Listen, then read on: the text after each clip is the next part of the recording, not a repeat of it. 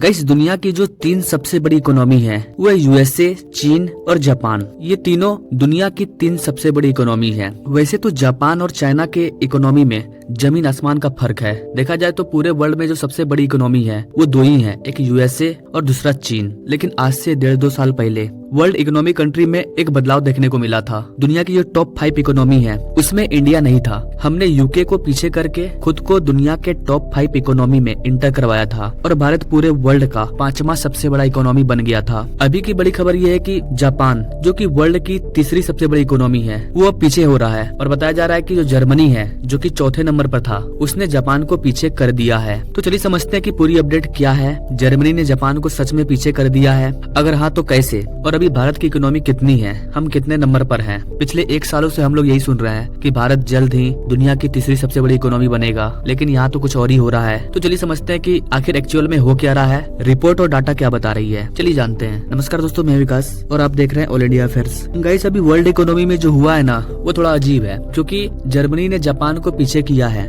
But कैसे किया है? जर्मनी ग्रो नहीं किया है, बल्कि जापान की ग्रोथ कम हो गई है। तो किसी भी कंट्री के आगे निकलने का 2 ही रीजन है, या तो आप खुद आगे बढ़ जाओ या फिर सामने वाला खुद नीचे चला जाए, तो आप ऑलरेडी ऊपर हो जाओगे। और यहाँ पर दूसरी चीज हुई है, जापान की जो ग्रोथ है वो कम हो गई है। तो अब सवाल आता है कि जापान के साथ ऐसा क्या हो रहा है, जापान की ग्रोथ कम कैसे हो रही है? और चूंकि जापान हमारा मित्र भी है, तो मित्र के बारे में जरूर जानना चाहिए कि आखिर जापान के साथ ऐसा क्या हो रहा है। नाउ आप ये आर्टिकल देख सकते हैं, CNBC की ये न्यूज है, Japan is no longer the world 3rd largest economy as it slip into recession. इस पर कई आर्टिकल जारी हुए हैं। कई जापान पीछे जा रहा है ग्रोथ में, इसका मेन रीजन है इन्फ्लेशन। इन्फ्लेशन किसी भी देश को कमजोर बना सकता है, इसलिए आर्टिकल में लिखा जा रहा है Japan unexpectedly slip into recession. मतलब ये एक्सेप्ट नहीं किया गया था कि जापान के साथ ऐसा होगा, बट ये हो गया। 2022-23 का जो 3rd क्वार्टर का डाटा आया है, उसके डाटा के अकॉर्डिंग आप देख सकते हैं यहाँ पर जापान की जो GDP है वो 5.7% की ग्रोथ रेट से ग्रो की है। और जापान का जो करंट नेटवर्क है वो $4.2 ट्रिलियन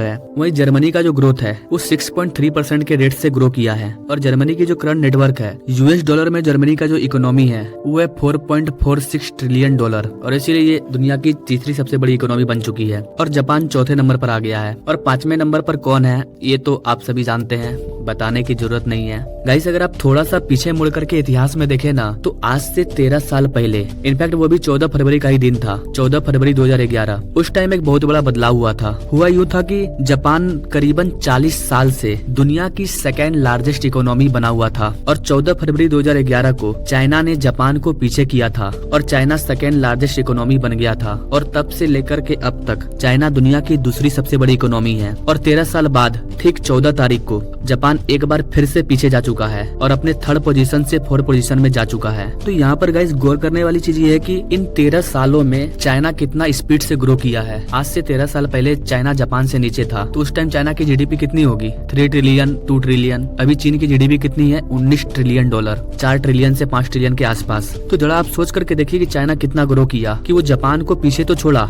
लेकिन अब उन दोनों में जमीन आसमान का फर्क हो चुका है। इससे यही पता चलता है कि अगर कोई कंट्री ग्रो करेगा ना, तो आपको पता भी नहीं चलेगा और वो आगे निकल जाएगा। और वही रफ्तार अभी भारत की है। कई एक्सपर्ट्स का यही कहना है कि 2023-24 में भारत जो ग्रो करने वाला है वो अच्छा खासा ग्रो होगा और हम दुनिया की 3rd लार्जेस्ट इकोनॉमी में अपनी जगह बना लेंगे। चाइना को पीछे करना इतना आसान नहीं है, टाइम लगेगा, 1-2 दशक लग जाएगा, लेकिन हाँ पीछे जरूर छोड़ेंगे। और वैसे भी अपने प्यारे भारत का जो टारगेट है वो अमेरिका है। अगर हमारा लक्ष्य बड़ा है तो बीच में जो भी है वो अपने आप पीछे छूट जाएगा। अमेरिका टारगेट रहेगा $35 ट्रिलियन हमारा अगर टारगेट है, तो 20 ट्रिलियन का चाइना ऑलरेडी पीछे चल जाएगा। इसलिए आप जो भी कर रहे हैं टारगेट बढ़ा रखिए अपना। ना जापान पर आते हैं। गाइस जापान का जो 3rd क्वार्टर और 4th क्वार्टर है उसमें काफी ज्यादा कॉन्ट्रैक्शन देखने को मिला है। अगर किसी देश की GDP लगातार 1 साल तक, यानी कि हर क्वार्टर में नीचे गिरती जाती है, तो उसको हम लोग डिप्रेशन बोलते हैं। और अगर 2 तिमाही में गिरती है, 1-2 क्वार्टर में, तो उसको हम लोग यहाँ पर रिसेशन का नाम देते हैं, जो कि जापान के साथ हुआ है। अब इसका इम्पैक्ट क्या पड़ा जापान पर, आइए उसको भी देख लेते हैं। जैसे भी ये आंकड़े सामने आए कि जापान अब दुनिया की 3री सबसे बड़ी इकोनॉमी नहीं रहा, आप भी यही एक्सेप्ट कर रहे होंगे कि जापान की आंकड़े आने के बाद कि जापान अब दुनिया का 3रा सबसे बड़ा इकोनॉमी नहीं रहा, तो जापान का जो स्टॉक मार्केट है वो नीचे गिर गया होगा। लेकिन गाइस यहाँ पर हैरानी की बात यह है कि जापान का स्टॉक मार्केट नीचे गिरने के बजाय 0.65% ग्रो कर गया। ये थोड़ी सी अजीब चीज हुई है यहाँ पर, क्योंकि मोस्ट प्रोबेबली हर देशों के साथ यही देखा गया है,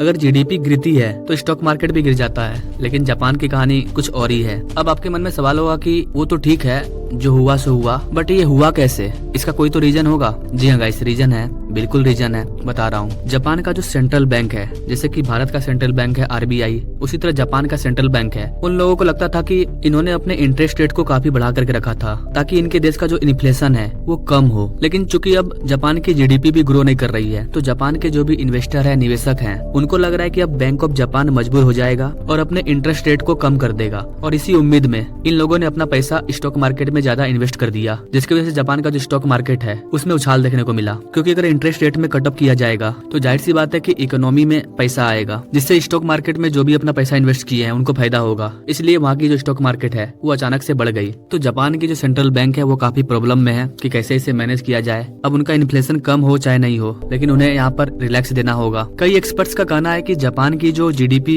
गिरने के पीछे का एक रीजन जापान की करेंसी भी है। जापान की करेंसी है येन, जो US डॉलर के कंपैरिजन में काफी वीक है, जैसा कि हमारा इंडिया रुपया। लेकिन पिछले 3 सालों से जापान की जो करेंसी है येन, ये काफी ज्यादा नीचे गिर रही थी। अब देख सकते हैं जापान का जो करेंसी है वो काफी नीचे आ गया है, और जो डॉलर है वो जापान के येन के कंपैरिजन में काफी आगे निकल चुका है। 2021 से लगातार ग्रो किया है। तो वर्ल्ड की बिगेस्ट इकोनॉमी में जो भी उथल पुथल हुआ, इसका रिजल्ट यही निकला कि अब USA नंबर 1 पर था है, चाइना नंबर 2 पर था है, लेकिन जापान 4 नंबर पे आ गया है, जर्मनी 3 नंबर पे चला गया है, और हम जो 5 नंबर पे थे वो अभी भी हम हैं। तो आगे देखते हैं क्या होता है। अगर भारत को वर्ल्ड की 3rd लार्जेस्ट इकोनॉमी बनना है तो अब हमें सबसे पहले जापान को पीछे करना होगा, उसके बाद जर्मनी को। तो देखते हैं आगे क्या होता है। आई होप कि गाइस आप इन सारी चीजों को समझ पाए होंगे। आपको क्या लगता है गाइस, भारत कब वर्ल्ड की 3rd लार्जेस्ट इकोनॉमी बनेगा, या 4 नंबर पे ही हम कब पहुंचेंगे? आप अपने राय कमेंट बॉक्स में जरूर दीजिए, और ऐसे लेटेस्ट अपडेट के बारे में जानने के लिए मेरे चैनल से जरूर जुड़िए। और थैंक यू फॉर वॉचिंग। मिलते हैं अगले वीडियो में अपनी जानकारी के साथ, तब तक के लिए जय हिंद।